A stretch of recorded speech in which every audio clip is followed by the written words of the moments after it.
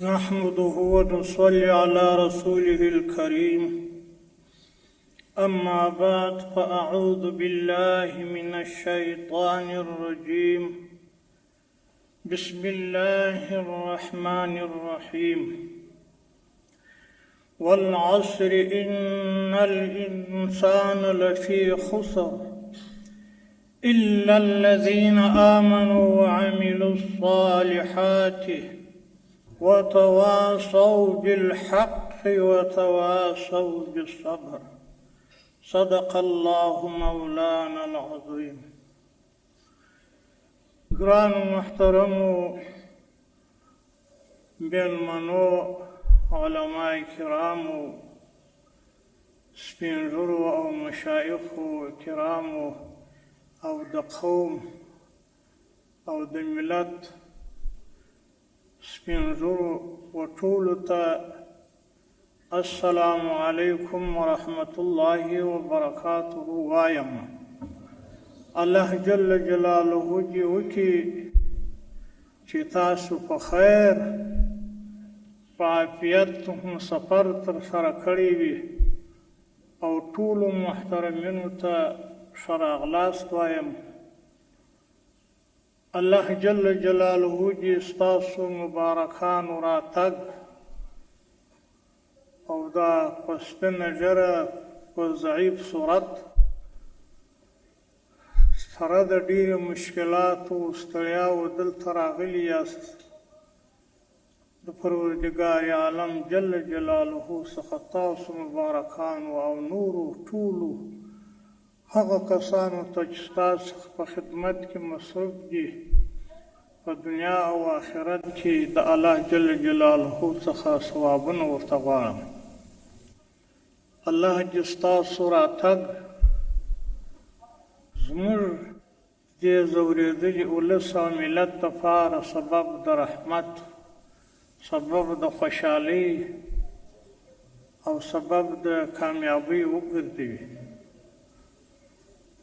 محترمو علماء کرامو او د قوم سپینږیرو مخورو او د نورو علومو خاوندانو،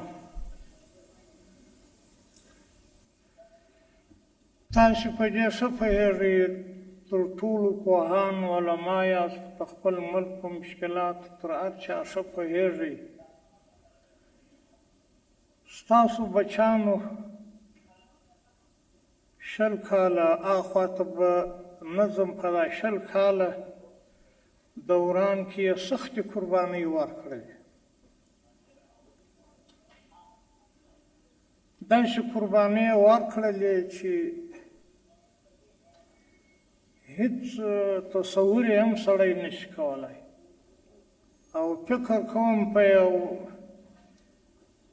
اسلامي جامعه کې سړی فکر وکړي یا د دنیا په نورو ساحو کې په تاریخ کې به داسې سخته قرباني او سخت تکالیف ته چا اوږه نه وي ورکړې. الحمدلله ستاسې بچیانو ځانونه د دې دین دپاره په اور وسوځول،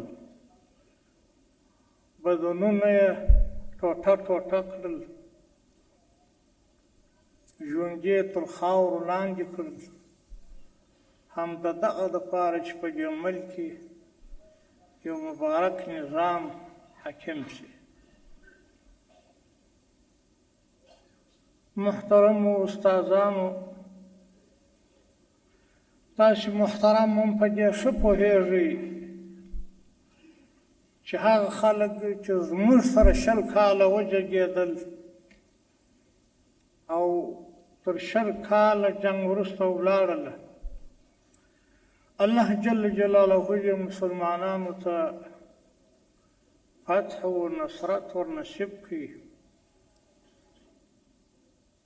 دغه خلک چې تللي دي د دې ملکه ووتل، خو بیا هم اوس قرار نه دي ناست.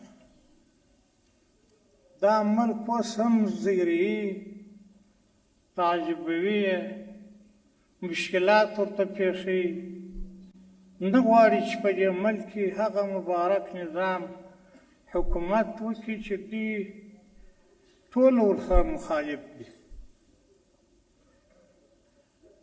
تاسې ښه په دې پوهېږئ چې دوی زموږ ملک ته راغلی، دې ملک څه جرم کړی و،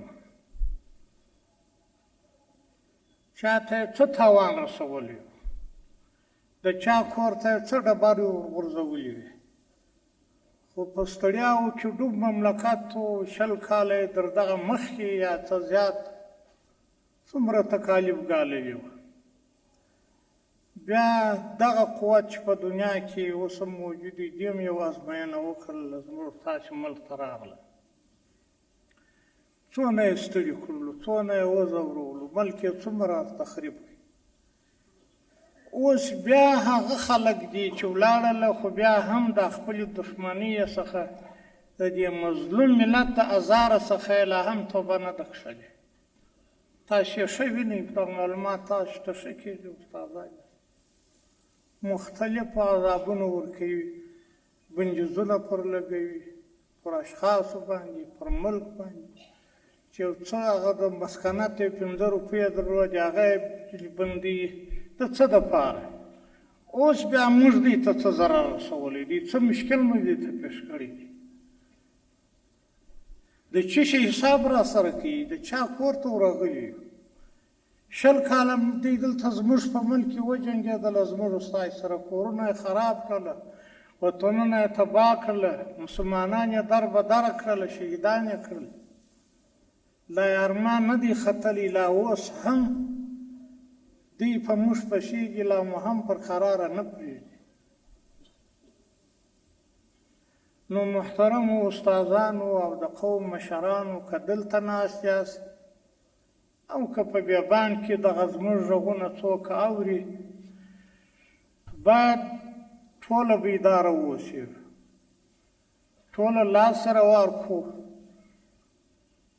داسې ونه شي چې په یوه نامه په بل نامه یا خدای مه کړه زه د دې نظام سره فکري توافق نه لرم، زما و د ده دغه سره جلا ده، نو دی یې جلا پر بله لار ډنګوي چې هر څه یې زړه غوښتل هغه وایي، دی عالم په صفت.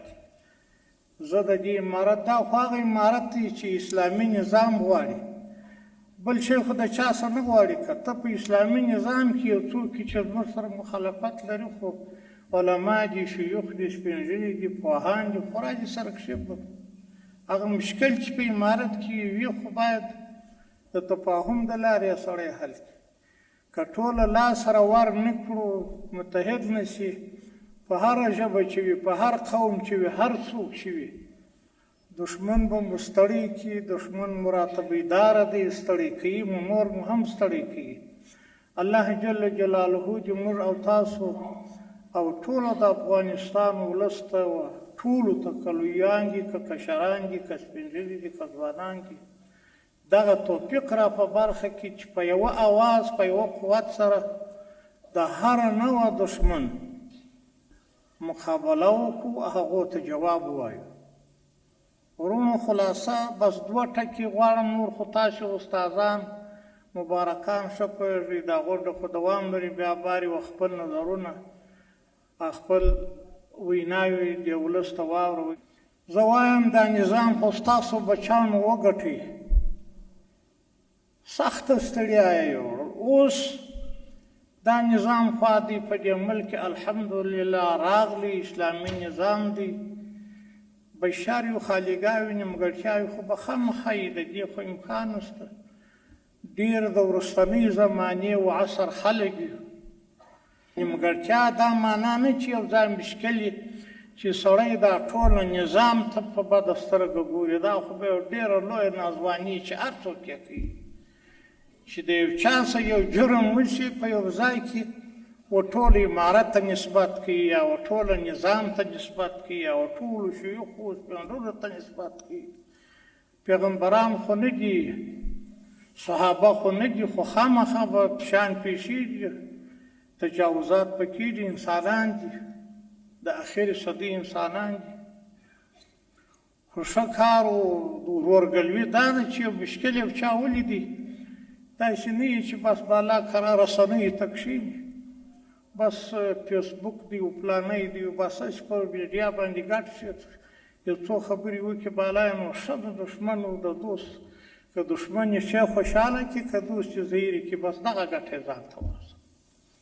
هم چې مشکل وویني په ساحه کې دي دا خپل مشکل په باب د یو چا سره خبره کوي دا د دوستیو د ورورګلویو د مسلمانۍ یو اساس دی. موږ به دې ته حاضر یو چې هر څوک نیوکه لري کې په لوړه سطحه لري کې په کښته سطحه لري د هر عالم سره د هر سپین ږیري سره د هر شیخ و ملا سره موږ دې ته حاضر یو چې را سره کښېني زه وخت ورکړم که یو مشکل په موږ کې وي موږ قانع کړي موږ هغه ته د ده مبارک هر څوک چې لبیک ورته وایو.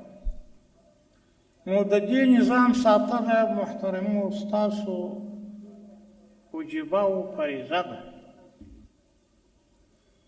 الله دې نه کوي که بیا دا نظام بیا ړنګ شو بیا به د عالمو د صوفیو د بزرګو یا خدای پرسته به بیا څه زندګي وي. موږ تاسو په دې 20 کاله کې ولیدله چې د ږیرې سره د لنګوټې سره د مسلمان په شپه د مسلمان سره په څه قسم معاملې کېدل. نو اوس به بیا څه دغه جریان پیدا کړي. نو دغه دښمنانو ته یو ښه واضح پیغام ته دغه څخه د دوو علماو د ادرس څخه ورکول دي چې دغه نظام زموږ د ټولو نظام دی موږ یې حمایه کوو تر شا یې ولاړ یو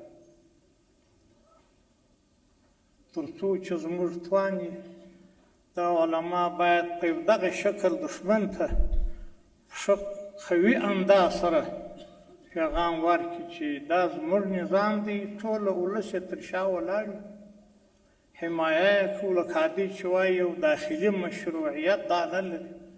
دا دومره استادان علما د قوم مشران چې ورسره راغلي دي که سړی دعوت کې د غونه نور خو دا حالات ایسته معلومیږي چې گنجایش خو په اصطلاح دغه دومره نشته. که هر څومره علما او د قوم مشران او مسلمانان سړی دعوت کې مخلصین چې غواړي په هغه اندازه دا خلک دې ته حاضر دي چې راشي. دا خو داخلي مشروعیت دی چې دی وایي دی تر اوسه پورې دام نه لري. په دې خو ښه پوهېږي چې دا نظام دغه حال ته چا راورساو خو د علماو د قوم مشرانو د وطن خلکو چې حمایه یې نه وایي ملاتړ یې نه وایي دا دومره 20 کاله د چا په توان کې دا نه وه چې دا نظام دې په دغه شکل د داسې لوی قوت سره په مقابله کې راوچلي. د دغو خلکو حمایه او ملاتړ. نو دوهم دا چې د دغه نظام په مقابله کې په داخل کې یو څوک وي ستاسو استادانو سره دا خواهش دی چې هغو ته هم چې هر څوک وي په هر ژبه او قوم کې وي یو کلک پیغام ورکړي چې تاسې د دې نظام په مقابل کې څوک یا په ژبه یا په لاس یا په سلا سره مقابله کوي ستاسې حیثیت څوک کم دی مقام څه شي دی څوک یاست دا په دې پوه شي چې د دغه مقدس نظام سره جنګ کول دا په کوم انداز کې دی دا د الله دشمن دی باغت دی. هغه تاسو علما په دې ښه پوهېږي تشریح ورکولی شي. دشمن که په داخل کې وي استادانو مبارکانو که په خارج کې وي د بلک د باندې د دغه ته کلک پیغام ورکول د دې یوازینۍ لار د دغه نظام د ساتلو همدغه ده چې په داخل کې دا ملک څوک تخریبوي د بهرني په صفت وي او یا په بیابان کې یو څوک وي دا ملک ته مشکلات پېښوي. د دغو علماو حمایت ته ضرورت شته. الله جل جلاله دې وکړي چې موږ او تاسې او ټول د افغانستان مسلمانان یو د آرام ساه وکاږو او دغه ته خلک پرېږدي چې دا ځورېدلی ولس یو څه ناڅه چې زموږ توان و طاقت وي د هغو خدمت الله دې وکړي چې په دا اوس وختو کې تاسو ته دا شی مشکل دی استادانو ته خو حالات نوي حالات چې هغه خدمت چې ستاسو د شان سره مناسب نه وي سوي چاته څه مشکل خدای نکرده پېښ سوي ستړیا پېښه سوي هغه بخشش به کوئ دا خو ستاسې بچیان دي په خپل کور کې چې سړی دغه کوي که یو ځای ورشي یو ګډواو کوزه پر ځای نه وي پرته ډېره ګیله نه کوي نو دا ستاسې کور دی دا ستاسې د بچیانو ځای دی که هغه خدمت چې ستاسې د شان سره مناسب وي نه وي سوی د هغه به موږ ته بخشش کوي دا ټول ستاسې په خدمت کې دي نو الله جل جلاله دې وکړي چې تاسې ښه خوشحاله د دې ځای سره رخصت سي او الله دې موږ ته توفیق راکړي چې ستاسو مبارکانو ښه خدمت وکړو که چیرې داسې پېښ شوله چې غونډه الله جل جلاله په خوشحالۍ او سلامتیا سره پای ته ورسول الله دې دغه شی وکړي زموږ ستاسو سره بیا که د یو استاد سره څه خبره وه یا مشوره وه یا نظر و یا ملاقات و بیا موږ انشاءالله ورته حاضر یو چې ما دې اشاره وکړي بیا مجلسونه سره کوو خدای تعالی دې تاسو وساتي الله دې ستاسو سفر قبول کړي السلام علیکم ورحمة الله وبرکاته